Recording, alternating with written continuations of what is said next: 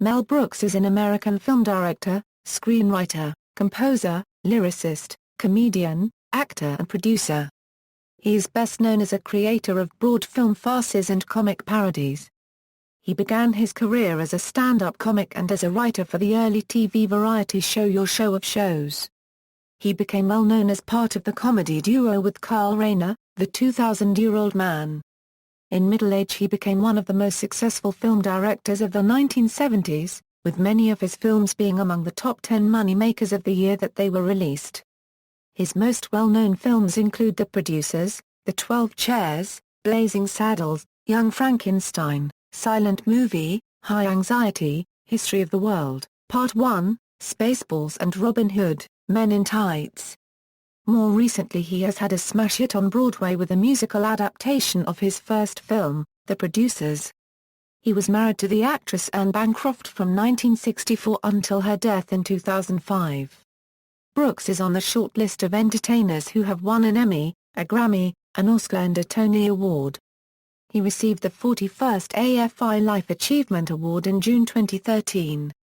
3 of his films ranked in the American Film Institute's list of the top 100 comedy films of all time, all of which ranked in the top 20 of the list, Blazing Saddles at number 6, The Producers at number 11, and Young Frankenstein at number 13. Early life and education. Brooks was born in Brooklyn, a son of James Kaminsky and his wife, Kate. His father's family were German Jews from the Baltic Sea port of Danzig. His mother's family were Ukrainian Jews from Kiev. He had 3 older brothers, Irving, Lenny, and Bernie. His father died of kidney disease at 34 when Brooks was 2 years old. Brooks has said of his father's death, that there's an outrage there. I may be angry at God, or at the world, for that. And I'm sure a lot of my comedy is based on anger and hostility. Growing up in Williamsburg, I learned to clothe it in comedy to spare myself problems like a punch in the face. Brooks was a small, sickly boy who often was bullied and picked on by his classmates. He was taught by Buddy Rich how to play the drums and started earning money at it when he was 14. After attending Abraham Lincoln High School for a year, Brooks graduated from Eastern District High School and then spent a year at Brooklyn College as a psychology major before being drafted into the Army. He attended the Army Specialized Training Program conducted at the Virginia Military Institute, and served in the United States Army as a corporal in the 1104 Engineer Combat Battalion, 78th Infantry Division defusing landmines during World War II. Early career and Your Show of Shows. After the war, Brooks started working in various Borscht Belt resorts and nightclubs in the Catskill Mountains as a drummer and pianist. Around this time he changed his professional name to Mel Brooks after being confused with the well-known Borscht Belt trumpet player Max Kaminsky.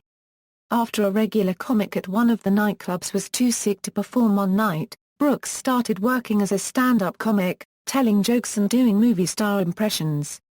He also began acting in summer stock in Red Bank, New Jersey and did some radio work. He eventually worked his way up to the comically aggressive job of Tumblr at Grossinger's, one of the Borscht Belt's most famous resorts. Brooks found more rewarding work behind the scenes, becoming a comedy writer for television. In 1949 his friend Sid Caesar hired Brooks to write jokes for the NBC series The Admiral Broadway Review, paying him $50 a week.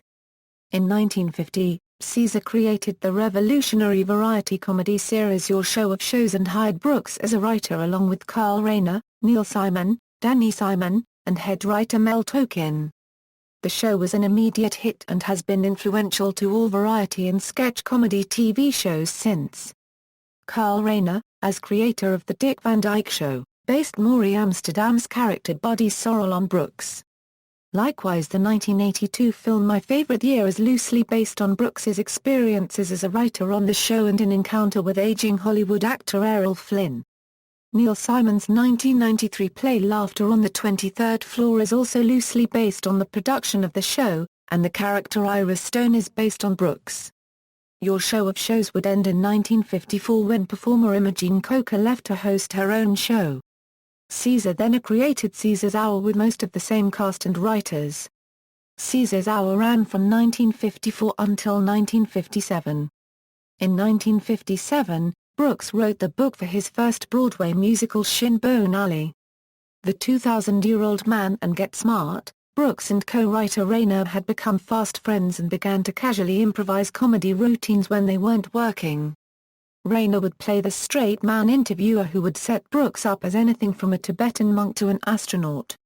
As Reiner explained, in the evening we'd go to a party and I'd pick a character for him to play. I never told him what it was going to be. On one of these occasions Reiner's suggestion was a 2,000-year-old man who had witnessed the crucifixion of Jesus Christ, had been married several hundred times and had over 42,000 children, and not one comes to visit me.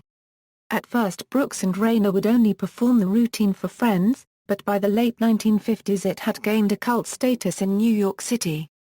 Kenneth Donan saw the comedy duo perform at a party in 1959 and wrote that Brooks was the most original comic improviser I had ever seen. In 1960, Brooks moved from New York to Hollywood. He and Reiner began performing the 2,000-year-old man act on The Steve Allen Show. Their performances led to the release of the comedy album 2,000 Years with Carl Reiner and Mel Brooks that sold over 1 million copies in 1961. They eventually expanded their routine with 2 more albums in 1961 and 1962, a revival in 1973, a 1975 animated TV special and a reunion album in 1998. Brooks adapted the 2,000-year-old man character to create the 2,500-year-old brewmaster for Ballantine beer in the 1960s. Interviewed by Dick Cavett in a series of ads, the brewmaster said he was inside the original Trojan horse and could have used a 6-pack of fresh air. In 1962, Brooks wrote the Broadway musical All-American.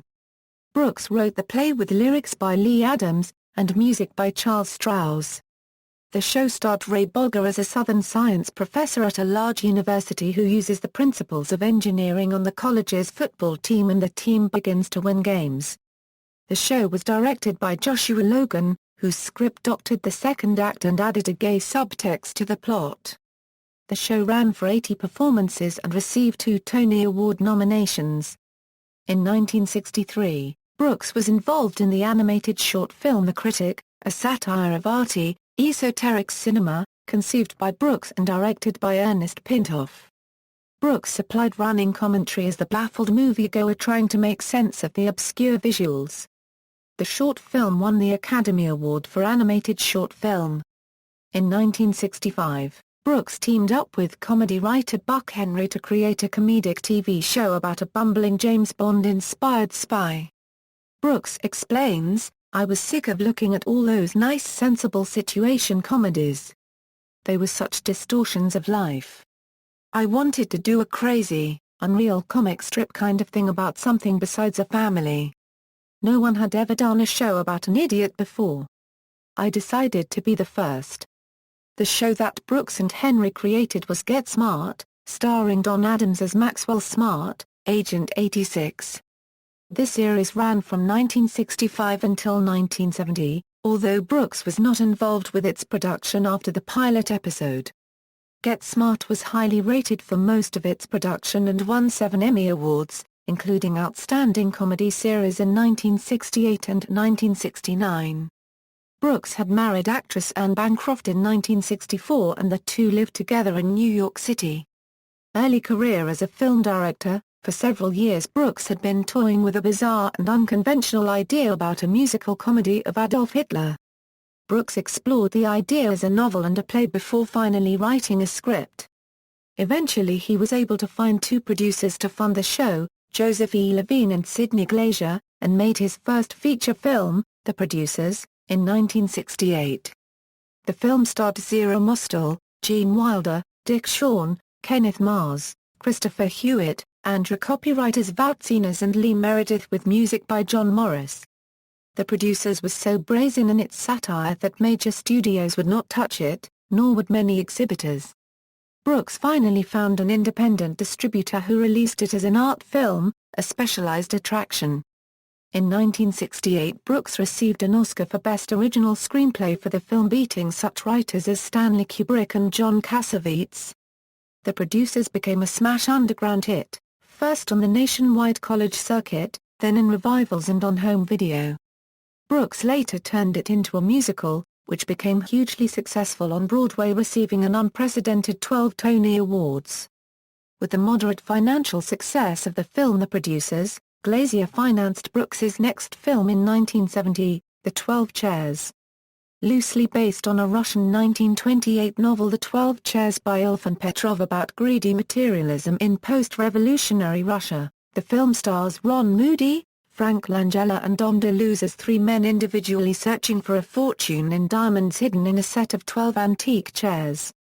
Brooks himself makes a cameo appearance as an alcoholic ex-serf who yearns for the regular beatings of yesteryear. The film was shot in Yugoslavia with a budget of $1.5 million. The film received poor reviews and was not financially successful. Success as a Hollywood director, Brooks then wrote an adaptation of Oliver Goldsmith's She Stoops to Conquer, but was unable to sell the idea to any studio and believed that his career was over. In 1972, Brooks met agent David Benjamin, who helped him set up a deal with Warner Brothers to hire Brooks as a script doctor for an unproduced script called Tex-Ex. Eventually Brooks was hired as director for what would become Blazing Saddles, his third film. Blazing Saddles starred Cleavon Little, Gene Wilder, Harvey Korman, Slim Pickens, Madeline Kahn, Alex Karras and Brooks himself, with cameos by Dom DeLuise and Count Basie. The film had music by Brooks and John Morris and received a modest budget of $2.6 million. This film is a satire on the Western film genre and references older films such as Destry Rides Again, High Noon, Once Upon a Time in the West and The Treasure of the Sierra Madre, as well as a surreal scene towards the end of the film referencing the extravagant musicals of Busby Berkeley. Upon its release, Blazing Saddles was the second highest U.S. grossing film of 1974, earning $119.5 million worldwide. Despite mixed reviews, the film was a success with younger audiences. It was nominated for 3 Academy Awards, Best Actress in a Supporting Role for Madeline Kahn, Best Film Editing, and Best Music, Original Song. The film won the Writers Guild of America Award for Best Comedy Written Directly for the Screen, and in 2006 it was deemed culturally, historically or aesthetically significant by the Library of Congress and was selected for preservation in the National Film Registry. Brooks has said that the film has to do with love more than anything else. I mean, when that black guy rides into that old western town and even a little old lady says "Up yours, nigger," you know that his heart is broken. So it's really the story of that heart being mended.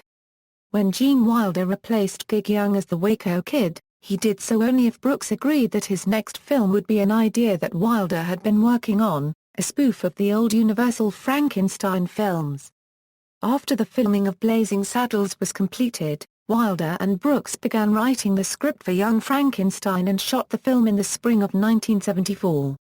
It starred Wilder, Marty Feldman, Peter Boyle, Terry Garr, Madeline Kahn, Cloris Leachman and Kenneth Mars, with Gene Hackman in a memorable cameo role.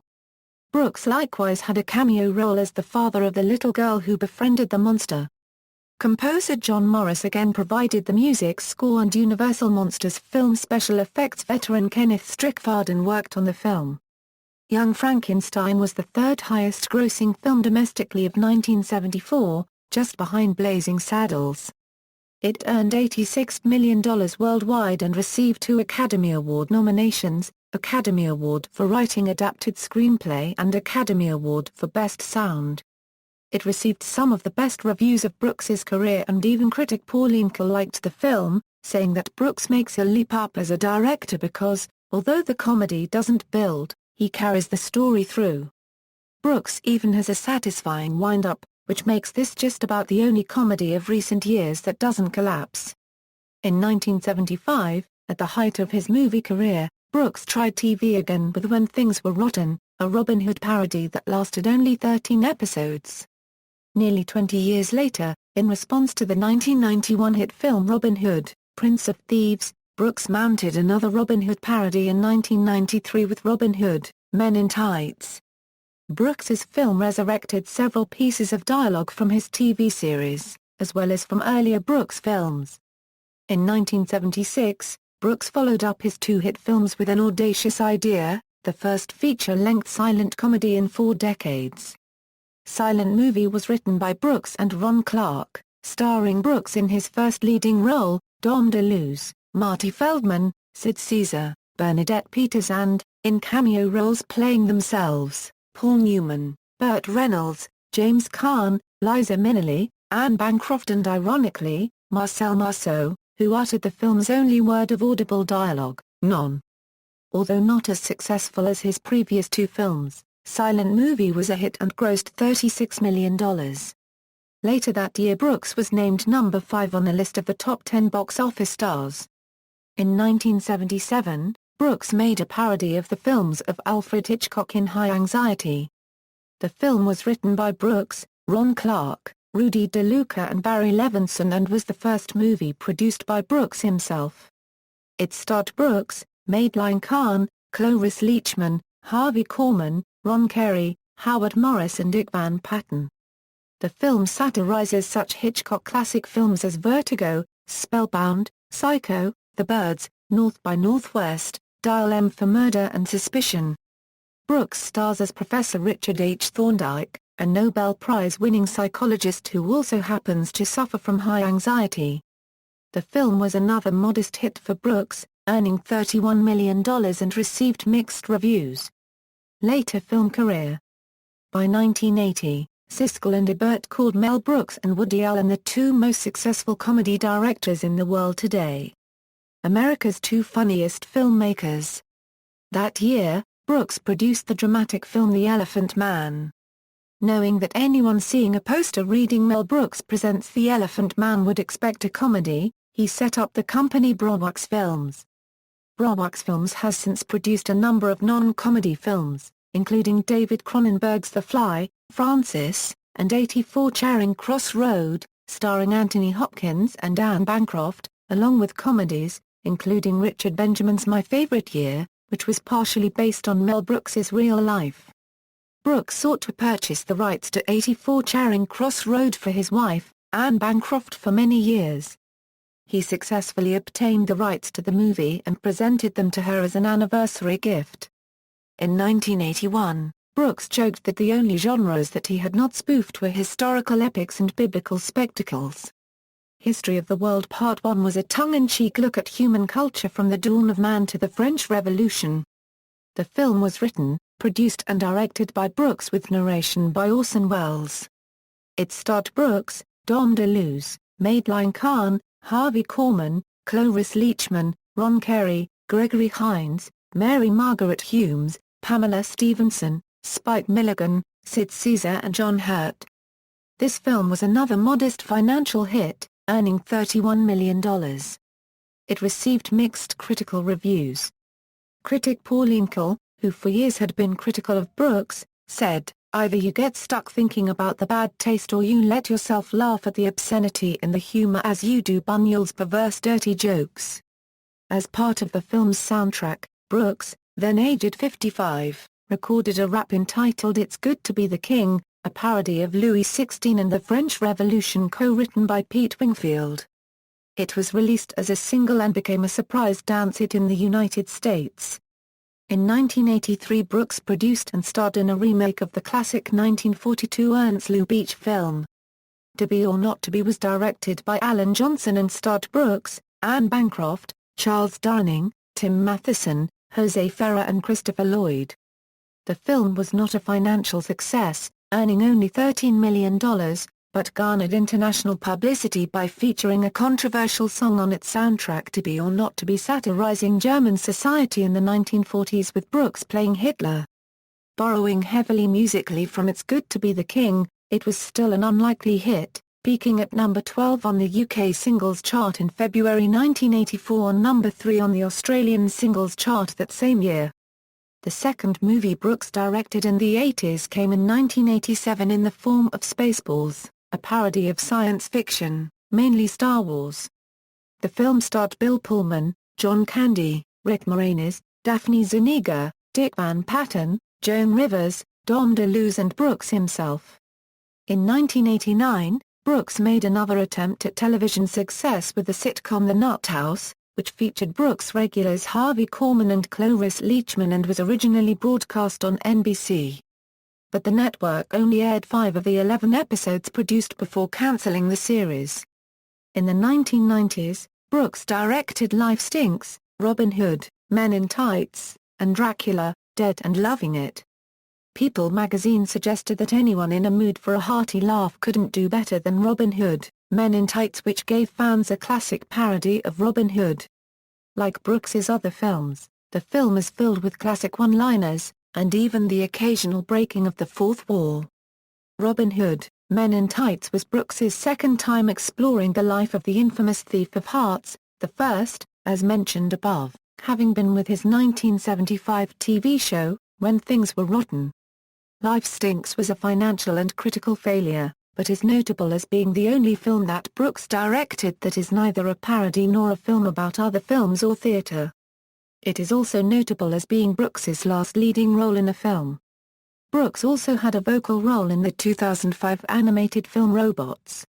He then worked on an animated series sequel to Spaceballs called Spaceballs, the animated series, which premiered on September 21, 2008 on G4 TV. Brooks voiced Albert Einstein in the 2014 animated film Mr. Peabody and Sherman.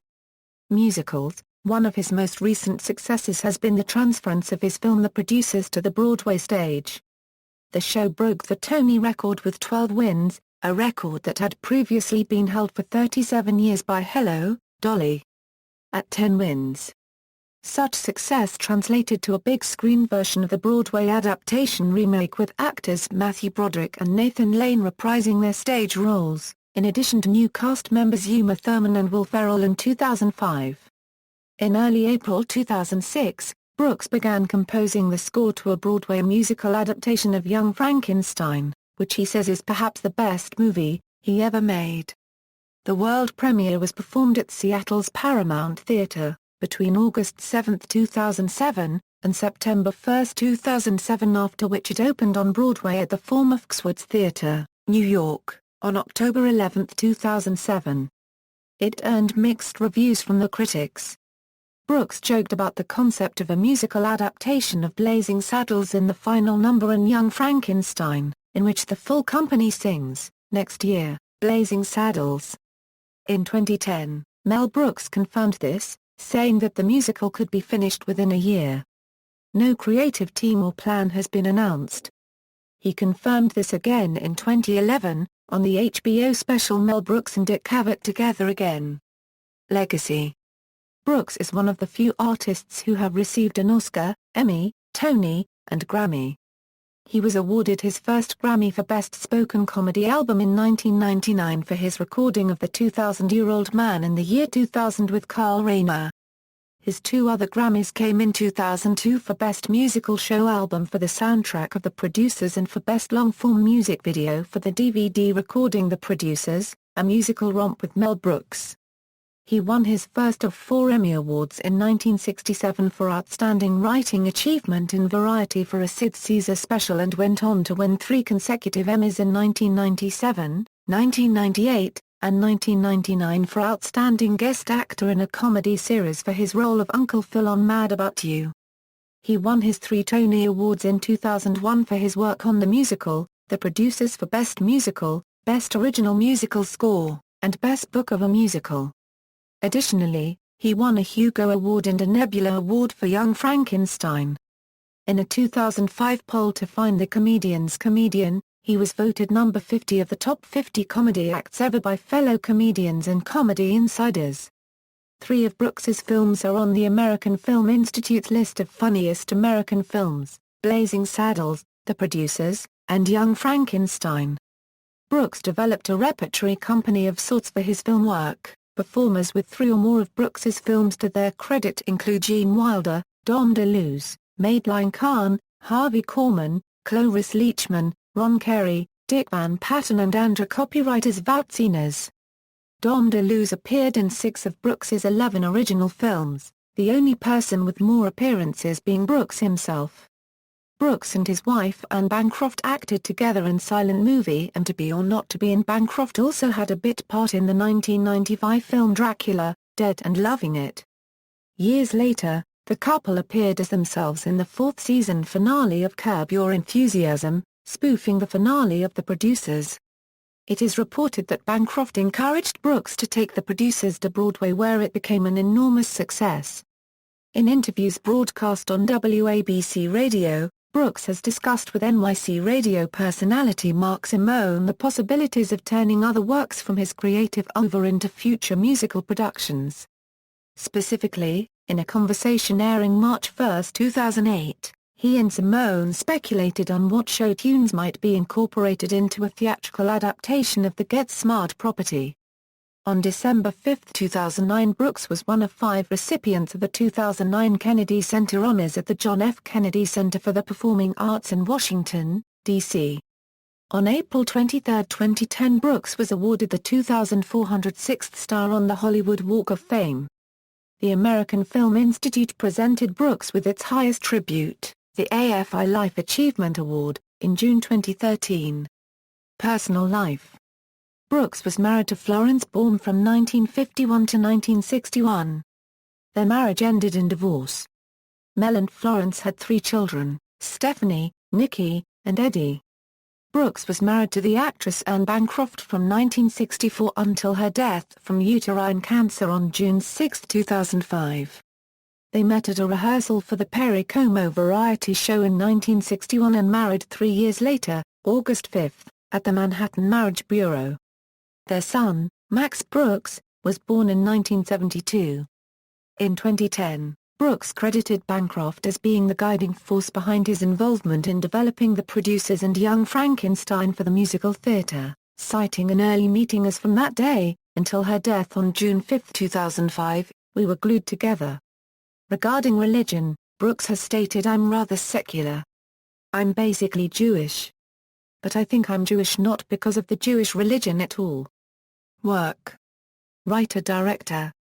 The Producers, The 12 Chairs, Blazing Saddles, Young Frankenstein, Silent Movie, High Anxiety, History of the World, Part 1, Spaceballs, Life Stinks, Robin Hood, Men in Tights, Dracula, Dead and Loving It, Theatre, Leonard Sillman's New Faces of 1952, Shin Bone Alley, All American, The Producers, Young Frankenstein, Other Credits, Your Show of Shows, New Faces of 1952 and New Faces, the 1954 film version, The Critic, Get Smart, David Siskind, How to Be a Jewish Son, The Electric Company, Hollywood Squares, When Things Were Rotten, The Adventure of Sherlock Holmes' Smarter Brother, The Muppet Movie, The Elephant Man, To Be or Not to Be, The Fly 2, The Nut House, The Tracy Ullman Show, Look Who's Talking To, Frasier, The Little Rascals, Silence of the Hams, The Simpsons,